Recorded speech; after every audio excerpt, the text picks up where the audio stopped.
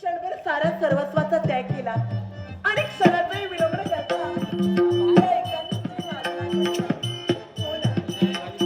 मला एकतर मनमध्ये क्षणोक्षणी वाटू लागला की यारा सानिध्याचा त्याग करून क्षणभर कुठेही जाऊ नये. हो ना, या साऱ्या सृष्टी सौंदर्याचा मनमुरात आनंद लुटावा, मनाचं समाधान होईपर्यंत या निसर्गाच्या सानिध्यात रममाण व्हावं आणि याच उद्देशानं माझं आगमन झालं. हो ना, पण अगदी चौपाचरी पाहते ही सारी वंदराई पाहता क्षणी क्षणोक्षणी मनाला आनंद होऊ लागतो, मनाला अट्टानंद होऊ लागतो. कारण पहा ना, समोर दिसणारे ते उंच उंच डोंगर, त्यांच्याच बाजूने असणाऱ्या या साऱ्या रत्नागिरी, एवढंच कशाला संततीने मानवला हा पानवठा.